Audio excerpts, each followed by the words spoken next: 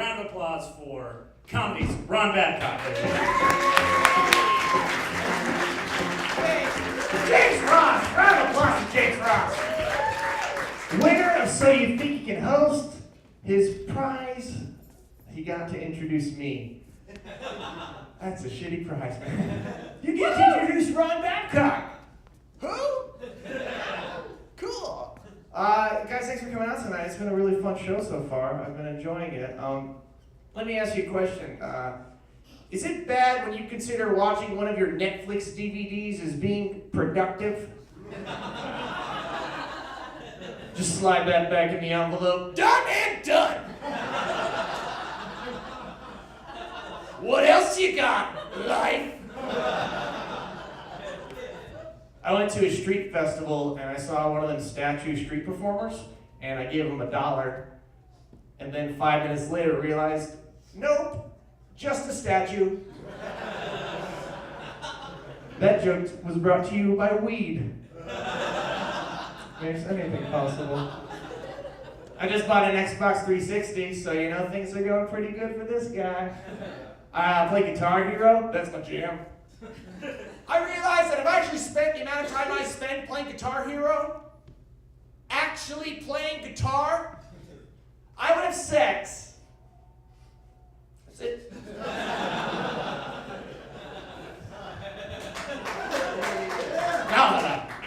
I saw this girl this week. She was wearing an I Love Nerds t-shirt, and I just wanted to go up to her and say, no, you don't. Like, you think you do, because girls are like, I love nerds. No, you like guys who wear V-neck sweaters and make podcasts, okay? Because there are nerds out there who don't have any discernible skill or talent. Some of these guys just wear cloaks, and that's it. I love when I talk to people about what high school was like. Every single person is like, I was such a nerd in high school. No, you weren't.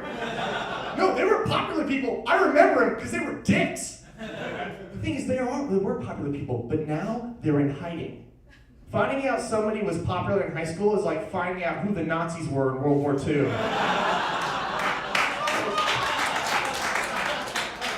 Didn't you throw rocks at me? I was in the SS show club. My friend thinks he's a nerd because when he was a kid, he went to Renaissance Fair camp. Now, I think I'm a nerd because when he told me that, I got jealous. Like, Renaissance Fair and camp? Those are my two favorite things. You could actually have a workshop called S'mores and Swords.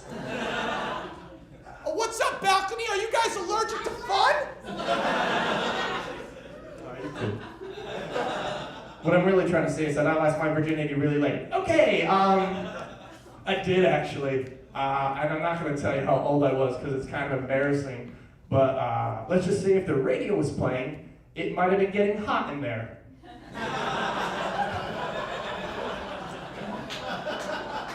People might have been taking off all their clothes. The worst is whenever my friends found out, they would always act like I had just committed a horrible murder. Like, what? No, really? God! You've been to my house! Honey, hide the dog! There's a virgin on the loose! He's gonna be jacking off on everything. And it wasn't that I wasn't dating girls, I was, but I grew up Catholic, you know, the religion that makes you feel bad about feeling good, that one.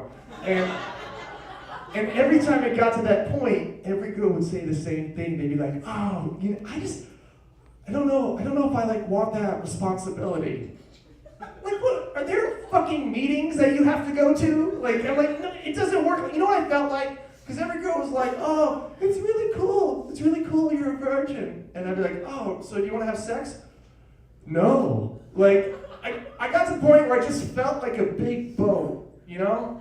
Because everybody wants a boat until you realize the responsibility of it. Then you're like, oh, I don't want a boat. I want my best friend to have a boat so we can talk about it, but I don't want a boat. Especially a boat that goes really fast for a couple seconds, stops, and then apologizes. Then it just keeps on talking about how it just stopped and how that's never really happened before. All right, I'll stop crying if you look satisfied. All right. But one night, this girl and I were hooking it up, and things were getting kind of crazy. And by crazy, I mean, I think she was thinking about going to Blowjob City. Toot, I was the mayor. And right then I realized, oh my gosh, we're gonna do it. And just then she says to me, yeah, just to let you know, we're not gonna do it. I was like, aw. But then she went, just kidding, we're totally gonna do it. Yeah, so we're doing it, and I'm going way too fast, like the boat. And she says to me, hey, slow down. To which I reply, and I'm being 100% honest right now, no, this one's for me.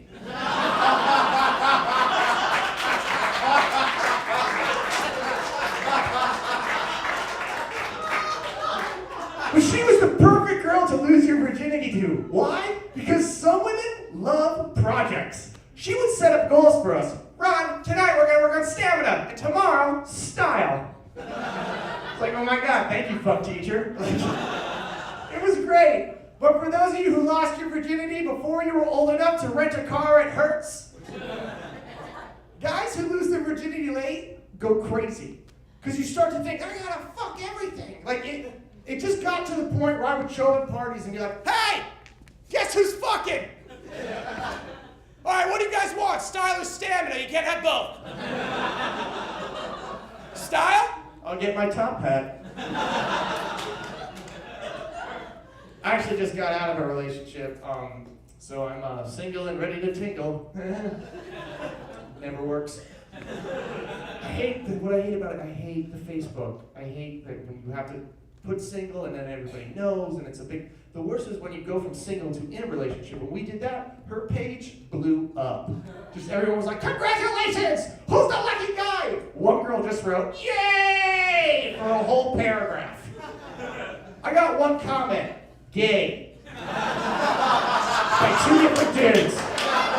Thank you very much, I'm Comedy's right now.